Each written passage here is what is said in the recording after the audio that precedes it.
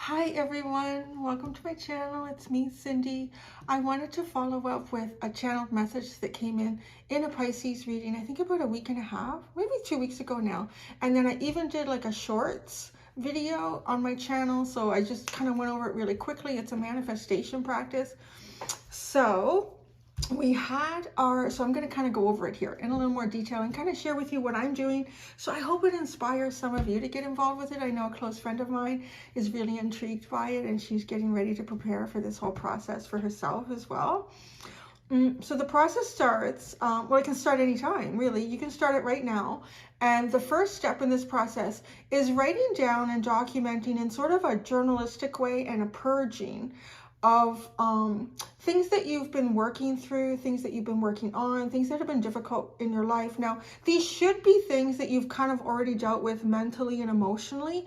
I don't know how good this would work if you're dealing with something right now, but you haven't like kind of worked through it on your own and you just write it down and it's gone. I don't think it's going to work that way, because we have to have a holistic approach with the universe here. So you got to do your part of it too. So we had a full moon about, where are we now? About a week and a half, because I think I got about a week and a half. No, it's a week until the new moon. So anyway, so the full moon. So I have like a little journal here. Got it at the dollar store. You don't need to spend a lot of money. Get scrap paper, get a napkin, whatever you want to do. And I wrote down like things for myself, things that I was letting go of, releasing, things that I had worked through. And like some of the stuff, like way back, you can go way back in your life and write all of this down. Write down as much as you want. Because I actually started working on this probably at least a good month before the full moon that I went into to release it. I had 10 pages on both sides. So I did not waste this opportunity. And so then you have those pages of all this emotion, could be like things that you've been through in life. You don't wish to repeat those. You acknowledge that you've learned the lessons in these experiences and it's time to let it all go. So you take these pieces of paper, and on the full moon is a time to release. So I had, again, I want to say, follow all fire guidelines in your area. Don't be silly with this, okay? You're all responsible adults, so you have to take ownership for the actions that you do. I had a steel pot, and I went out on a cement patio, and under the full moon, I actually, before I lit it all up to release, I read it all. I read it all and just like released it. Consciously was in it and released it, and asked the universe to take it, asked the moon to transmute it. I released it all. I said, it's out of my hands. It now belongs to you. So did that. I burned it all. I let it just burn up into the moon, into that full moon. I made sure every little piece with my lighter was gone. And then I finished burning. I left it on the patio, went to sleep. And when I woke up the next morning, it was bright and sunny and really windy. I did like the Mary Tyler Moore. Instead of throwing my hat into the wind, I threw the ashes into the wind and off they went. And I released them. And I am not kidding. I felt great since doing that. There's some form of magic in that, I really believe, but because I think that you're asking, you're asking the universe to kind of help you with something that you've said, I've done my part here, now it's your turn, right? So you are asking for a little bit of ownership from the universe, and the ownership's like, yeah, let's do it. You did your part, I'll do mine.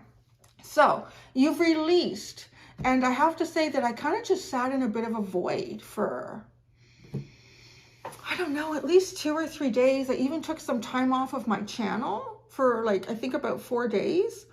And I just sat in sort of like I want to say like a nothingness. I had no expectation about what I wanted to fill into the void after the release. I just sat in it. And it was kind of a really peaceful, calm feeling. So then I felt ready to prepare for the next step.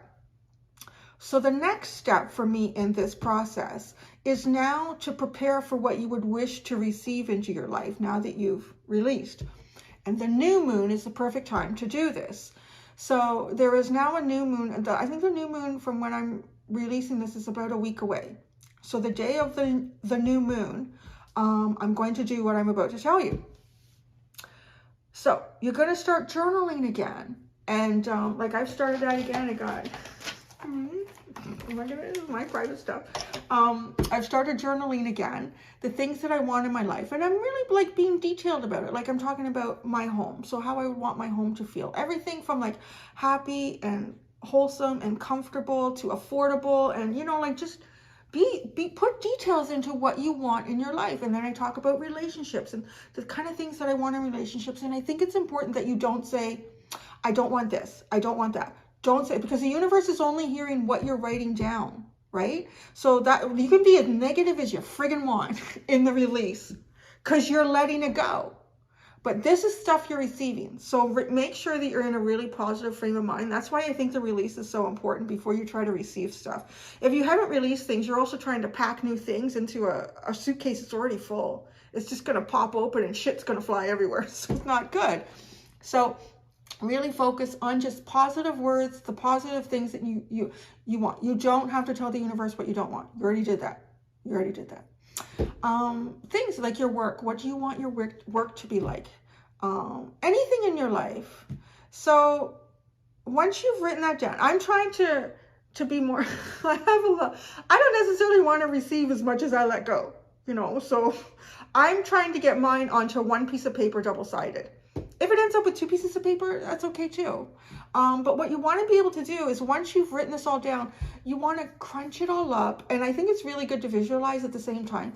Crunch it all up and make it like a little seed. Envision it as a seed for your dreams. You are planting the seed of your dreams here.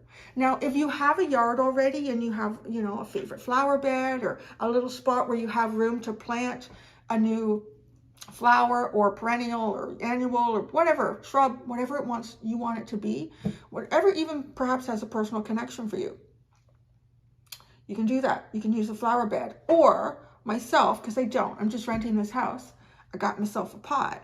Got myself a flower pot. So I'm going to nurture my dreams through the flower pot. So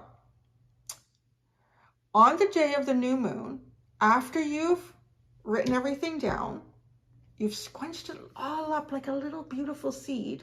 You've purchased, I'm going to show you my stuff. You've purchased a flower pot, or you've dug a little hole in your garden. Go and get your little plant too, right? Because your little plant is really important in this. You're going to take you're going to put soil. Let's just go with the pot right now. If you have a garden, you kind of know what you're doing. You already have soil. Put your seed in.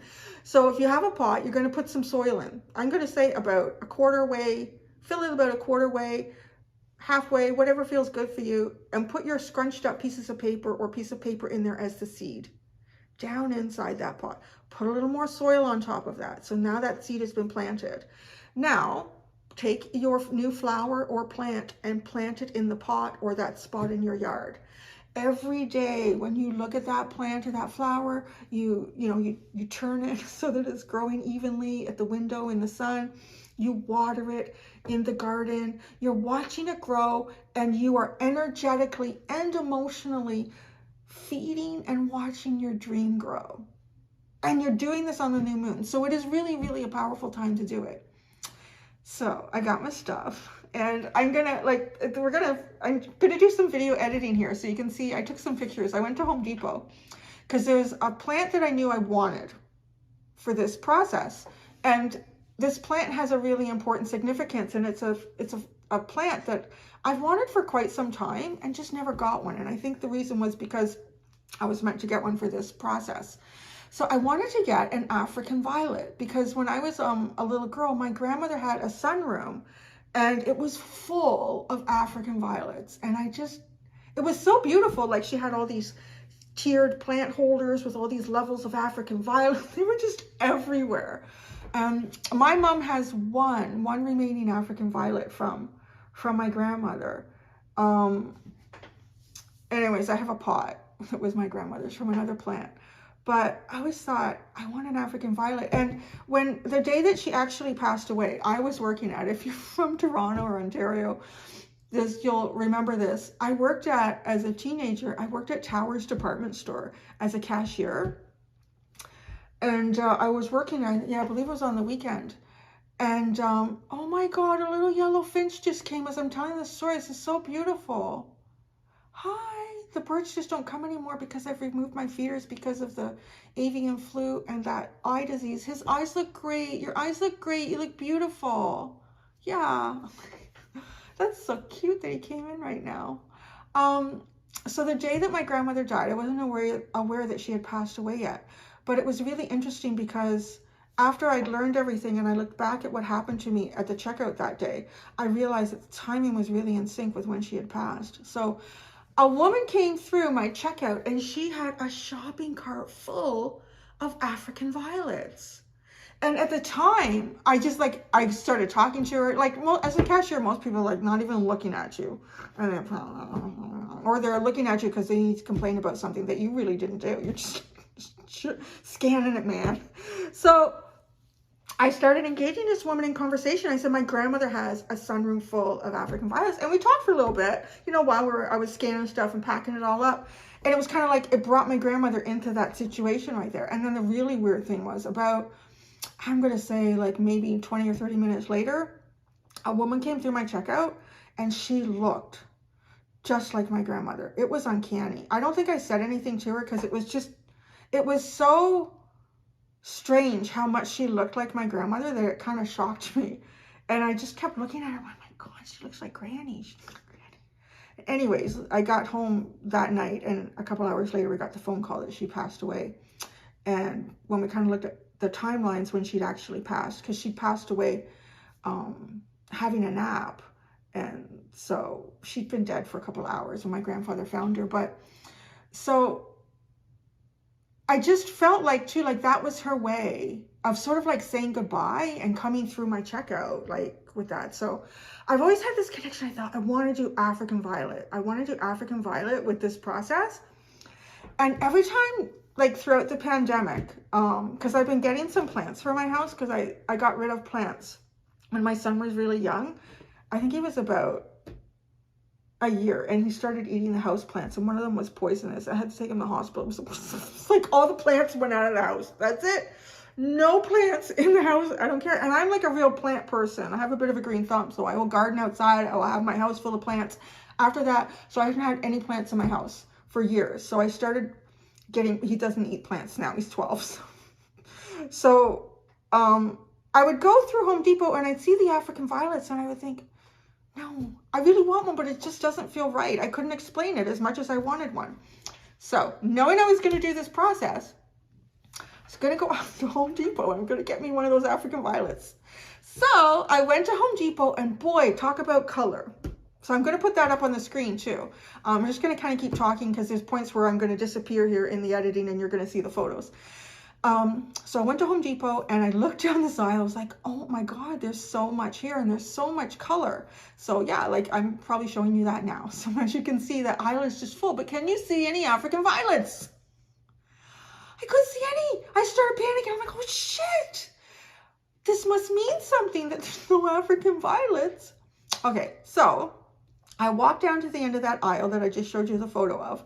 And I thought, okay, let me look at the aisle from a different side, right? You know how that can make a bit of a difference. So I'm looking, I'm thinking, I don't see any African violets.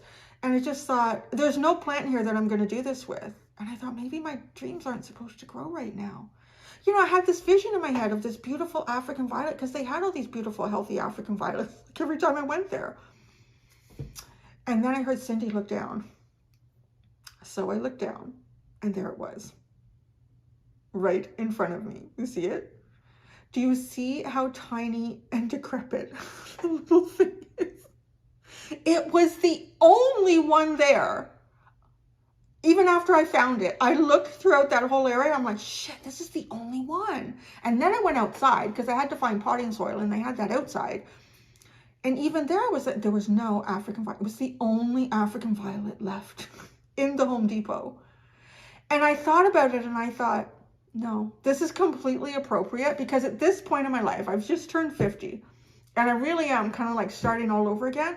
So in some way, it does feel like my dreams are really tiny and forgotten and shriveled up. So it's so symbolic of what I need to turn it into, isn't it? So here he is. Here he is. Isn't he a sweetheart? Look at, he already looks better. He's already looking better. So I haven't transplanted him yet because that happens on the new moon. So he's doing okay in this little thing. Yeah, you're such a sweetheart, aren't you? I know. I've been talking really nice to him too because I don't think he felt good about himself because all the other plants in that place look glorious. I said to him, no, you are very special because you were for me. And I know I'm special and my dreams are important and my grandmother sent you to me. So that is like top-notch, level 1 importance. So look at how much, don't you think he looks better now than in that picture I showed on the screen? He looks great. So, and because I know African violets can get pretty big in size. Like if they're in the right spot, they get the right love, the right nourishment, they can get quite large. So this dream, symbol of my dream is not going to have to be repotted because I'm giving it more than enough room to grow. So this is the beautiful pot that I got. I really like it because it's kind of like, I kind of like love that 60s and 70s kind of style. The simple lines and kind of whites and soft and earthy colors. So this was the pot that I got for him. I call it him. I don't know why. I guess he's a him. He's got a flower though. But he can do what he wants. So yeah, he's going to go in here. And he's not going to need to be transplanted. His roots are going to go down into the paper. It's going to decompose my little seed of dreams in here. And it's going to grow. My dreams are going to feed the plant. And I'm feeding the dreams, the plant. So it's all going to happen, right? It's all going to happen. So yeah, I wanted to share that with you guys. So I would not rush into, because I am putting this out like about a week before the new moon. But I would even utilize that if you haven't started this process. Just say to yourself, okay, you know what? I'm going to do this. I'm going to do it for the next full moon. It just keeps happening every 30 days. So, you know, it's great. It's kind of is great. And there's no reason that you can't do this for even minor things in your life. Like I just felt like I had a lot of stuff, you know, that had to go. So it's a big process. But you could do this, you know, you could do it once a year, twice a year. You end up with a lot of plants or a lot of things in your yard. But you know what you could also do that would be really beautiful if you want to continue doing this periodically for yourself to release things that you're done with and to receive new things is, you know, these beautiful things. Once you grow them and your dreams come to fruition, you can gift these to people, or you could donate them to a hospital or to a women's shelter or something like that, and then get a new pot and start all over again. Yeah, I think that's a great idea too, because then you're sharing the wealth of your dreams with others after you've accomplished your dream. So I wanted to share that all with you guys because it's just such a profound exercise, and it came in as a channeled message in the Pisces reading. So thank you, my Pisceans. I often like information that comes in for you guys. I'm like, oh, that's good. I'm going to use that. So yeah, thank you, everyone. Good luck with your process. And that's what I got. So until next time, be gentle with yourselves. Bye.